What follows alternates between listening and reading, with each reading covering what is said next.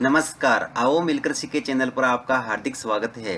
इस वीडियो में मैं लेकर आया हूं कक्षा 7 रसायन विज्ञान की दैनिक और वार्षिक पाठ्य योजना, जिसमें प्रकरण लिया है वर्षा द्वारा जलापूर्ति। इसमें शिक्षण बिंदु है महासागरों में वर्षा द्वारा जलापूर्ति, भूमि में वर्षा द्वारा जलापूर्ति और जल चक्र। तो चलिए शुरू करते हैं। प्रेजेंट बाय आओ मिलकर सीखें।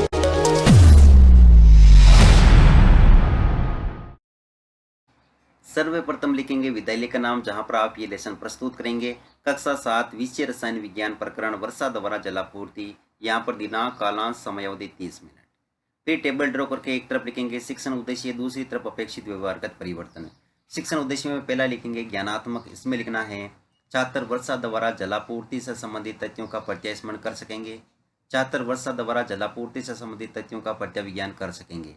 अवबोधात्मक, छात्र वर्षा द्वारा जलापूर्ति से संबंधित तथ्यों की व्याख्या कर सकेंगे। छात्र वर्षा द्वारा जलापूर्ति से संबंधित तथ्यों के महत्व को समझ सकेंगे। ज्ञानोपयोग, छात्र वर्षा द्वारा जलापूर्ति संबंधी ज्ञान का प्रयोग उच्च अध्ययन में कर सकेंगे। छात्र वर्षा द्वारा जलापूर्ति से प्राप्त ज्ञान का दैनिक जीवन की नवीन परिस्थितियों में उपयोग कर सकेंगे। कौशल, छात्र वर्षा द्वारा जलापूर्ति से संबंधित तथ्यों की जानकारी प्राप्त कर सकेंगे। छात्र वर्षा द्वारा जलापूर्ति को चित्र द्वारा प्रदर्शित कर सकेंगे। फिर है अभिरुचि, जिसमें लिखेंगे छात्र वर्षा द्वारा जलापूर्ति के विषय में जानने में रुचि ले सकेंगे। छात्र वर्षा द्वारा जलापूर्ति से संबंधित तथ्यों के विषय में विचार विमर्श करने में रुचि ले सकेंगे। अभिवृत्ति, छात्र वर्षा द्वारा जलापूर्ति के प्रति सकारात्मक दृष्टिकोण उत्पन्न कर सकेंगे। फिर है शिक्षण सहायक सामग्री, जिसमें लिखेंगे लपेट फलक, श्यामपट, चौक, डस्टर, संकेतक एवं अन्य कक्षा उपयोगी शिक्षण सहायक सामग्री। पूर्व ज्ञान, छात्र वर्षा द्वारा जलापूर्ति के विषय में सामान्य जानकारी रखते हैं। फिर है प्रस्तावना प्रश्न, जिसमें टेबल ड्रॉ करके लिखेंगे छात्र अध्यापक क्रियाएं, दूसरी तरफ विद्यार्थी क्रियाएं। अगर आप छात्राध्यापिका हैं तो जहां पर भी छात्राध्यापक लिखा है उसकी जगह आप छात्राध्यापिका लिखेंगे। इसमें फर्स्ट क्वेश्चन, जल वाष्प के संघनन से क्या बनते हैं? बादल। बादलों द्वारा क्या होता है? वर्षा।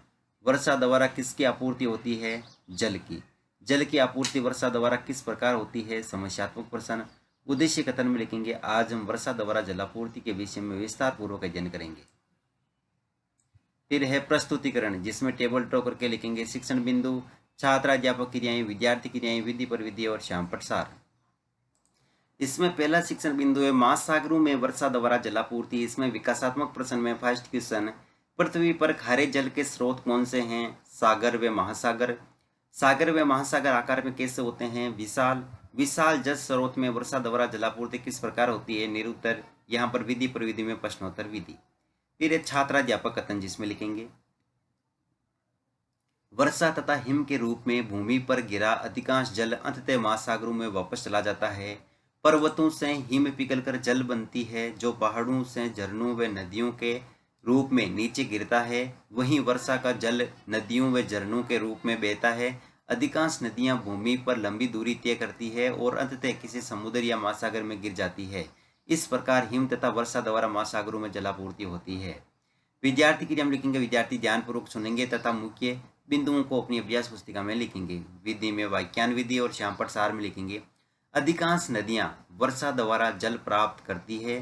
कुछ नदियां लंबी दूरी तय कर महासागरों में गिर जाती है, जिससे महासागरों में जलापूर्ति होती है। फिर है बोध प्रश्न, तो इसमें फर्स्ट क्वेश्चन, वर्षा का जल किसमें बहता है? नदी व झरनों में।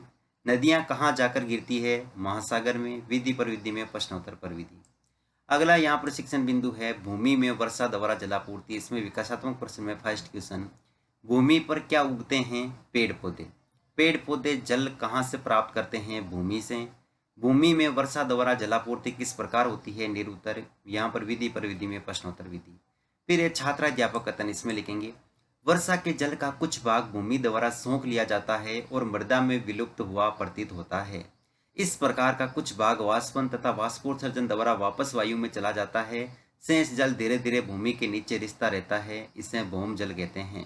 कुओं व नलकूपों द्वारा प्राप्त जल भौम जल ही होता है। यहाँ विद्यार्थी क्रिया में लिखेंगे विद्यार्थी ध्यानपूर्वक सुनेंगे तथा मुख्य बिंदुओं को अपनी अभ्यास पुस्तिका में लिखेंगे। विधि में व्याख्यान विधि और श्यामपट सार में लिखेंगे वर्षा द्वारा भूमि पर गिरे जल का कुछ भाग भूमि के अंदर रिसकर चला जाता है, जिसे भौम जल कहते हैं। फिर है बोध प्रश्न, तो इसमें फर्स्ट क्वेश्चन, भूमि में उपस्थित जल क्या कहलाता है? भौम जल। भौम जल प्रक्रिया के क्या स्रोत हैं? तो नलकूप पे कुएं। यहाँ पर विधि पर विधि में प्रश्नोत्तर विधि। अगला यहाँ पर शिक्षण बिंदु है जल चक्कर। इसमें विकासात्मक प्रश्न में फर्स्ट क्वेश्चन, वायुमंडल में जल किस रूप में उपस्थित होता है? जल वाष्प के रूप में। जल वाष्प के संघनन द्वारा क्या बनता है? जल कणिकाएं। जल कणिकाएं जल चक्कर में क्या भूमिका निभाती है? निरुत्तर। यहाँ पर विधि पर विधि में प्रश्नोत्तर विधि। फिर है छात्राध्यापक कथन, जिसमें लिखेंगे भूमि की सतह पर वर्षा रूपी जल ओलों तथा हिम के रूप में महासागरों में पहुंच जाता है। पृथ्वी की ऊपरी सतह से जल जलवाष्प के रूप में वायु में जाता है। वर्षा के रूप में यह जल वापस लौटता है और अंत में वापस महासागरों में लौट जाता है। जल के इस प्रकार के चक्रण को जल चक्कर कहते हैं। समुद्र तथा भूमि के बीच जल चक्कर एक निरंतर प्रक्रम है। यह जलापूर्ति बनाए रखता है।